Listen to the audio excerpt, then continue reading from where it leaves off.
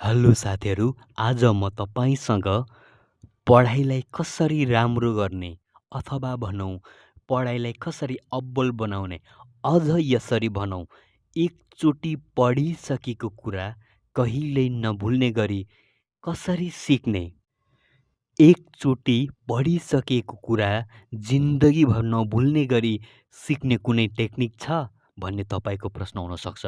अब त्यसै प्रश्नको उत्तर खोजेर ल्याएर आएको छु। त्यो टेक्निक या त्यो तपाईँको प्रश्नको जवाबको उत्तर हो फाइनम्यान टेक्निक। यदि तपाईँले फाइनम्यान टेक्निकबाट पढ्नुभयो भने तपाईँले पढेको कुनै पनि विषय तपाईँले हत्तपत्त जिन्दगीभर भुल्नुहुन्न। यति मात्र होइन, फाइनम्यान टेक्निक भनेको कुनै सुगा जस्तो रटेर सुगा रटान गरेर याद गर्ने कुनै टेक्निक होइन, बरु यो रियल लाइफमा आफ्नो प्र्याक्टिकल लाइफमा कसरी प्रगति गरेर अगाडि बढ्ने भन्ने सब्जेक्ट पनि हो अथवा भनौँ टेक्निक पनि हो। त्यसैले सुरु गरौँ आजको भिडियो फाइनम्यान स्टडी टेक्निकबाट। यदि तपाईँले मेरो च्यानललाई सब्सक्राइब गर्नुभएको छैन भने कृपया सब्सक्राइब गर्नुहोला र बेल आइकन पनि दबाइदिनुहोला, किनकि भविष्यमा म यस्तै महत्त्वपूर्ण भिडियोहरू लिएर आउनेछु। फाइनम्यान टेक्निक खास गरी अमेरिकाको वैज्ञानिक रिचर्ड फाइनम्यानको नामबाट नामकरण गरिएको हो। रिचर्ड फाइनम्यान अमेरिकाको भौतिकशास्त्री थिए। उनले क्वान्टम इलेक्ट्रोडाइनामिक्समा ठुलो योगदान गरेका छन्। यसकारण उनलाई सन् 1965मा नोबेल पुरस्कारबाट पनि सम्मानित गरिएको थियो। रिचर्ड फाइनम्यान एक प्रसिद्ध नोबेल पुरस्कार विजेता वैज्ञानिक मात्र थिएनन्, उनी एक महान शिक्षक पनि थिए। त्यसै कारण उनलाई ग्रेट एक्सप्लेनरको उपमा पनि दिएको थियो, किनकि उनले कुनै पनि विषय एकदम मुस्किल भन्दा मुस्किल विषयलाई एकदम सजिलो भाषामा बच्चाले बुझ्ने भाषामा सिकाउने या बुझाउने सामर्थ्य राख्दथे। त्यसैले नै उनलाई ग्रेट एक्सप्लेनर पनि भन्ने गरिन्छ। यी नै महान वैज्ञानिक रिचर्ड फाइनम्यानले पढ्ने या पढाउने टेक्निकबाट प्रेरित भएर नै फाइनम्यान टेक्निक रहन गयो। र फाइनम्यानले कसरी पढ्ने गर्थे त, उनको कस्तो टेक्निक थियो भन्ने अब कोर सब्जेक्टमा प्रवेश गरौँ है त। फाइनम्यान टेक्निक अनुसार तपाईँले कुनै पनि विषयमा महारत प्राप्त गर्नको लागि 4 स्टेप्स पुरा गरे पुग्छ। ती 4 चरणहरूमध्ये पहिलो स्टेप हो पिक अ टपिक। एउटा खाली कपी उठाउनुहोस् र तपाईँले सिक्न चाहनुभएको सब्जेक्ट अथवा टपिक्सबारे तपाईँलाई कति थाहा छ लेख्नुहोस्।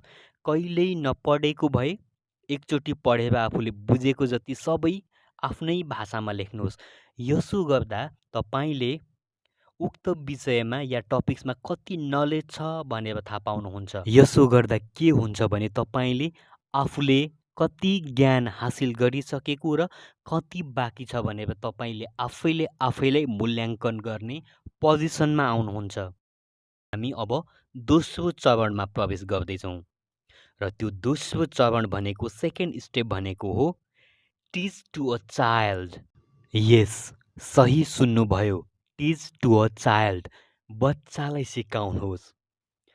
अल्बर्ट आइन्स्टाइनले भनेका थिए, यदि तपाईँले 6 वर्षको बच्चालाई पनि बुझाउन सक्नुहुन्न भने तपाईँ आफै केही बुझ्नुभएकै छैन, तपाईँलाई केही थाहा छैन। आइन्स्टाइनले 100% सही बोलेका थिए।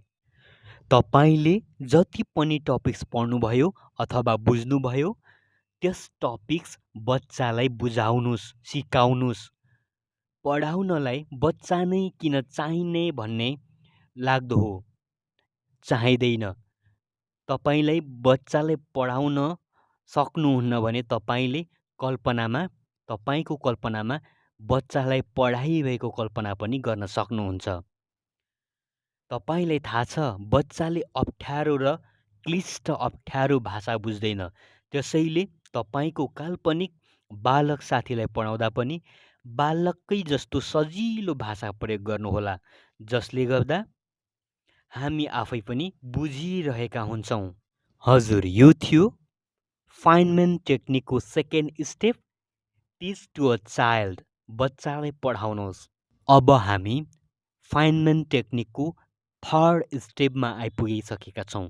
अब यो थर्ड स्टेपको नाम हो आइडेन्टिफाई योर नलेज ग्याप्स। भन्नुको मतलब तपाईँले तपाईँको नलेजमा कति ग्याप रहेको छ भनेर छुट्याउनु पर्ने हुन्छ। र यसरी छुट्याउनु सक्नु भएमा तपाईँले मलाई कति थाहा छ या मलाई कति थाहा छैन भन्ने पूर्ण जानकारी पाउनुहुन्छ। रिचर्ड फाइनम्यानले एउटा नोटबुक राख्ने गर्दथे। जस नोटबुकको नाम हुन्थ्यो the notebook of things I don't know about. उनले कुनै पनि टपिक्समा मलाई यो थाहा छैन भनेर उनले लेखेर राख्थे र त्यही थाहा नभएको कुराहरूलाई उनी घोत्लिने गर्थे र अन्तिममा त्यसलाई सल्युसन गरेरै छाड्थे।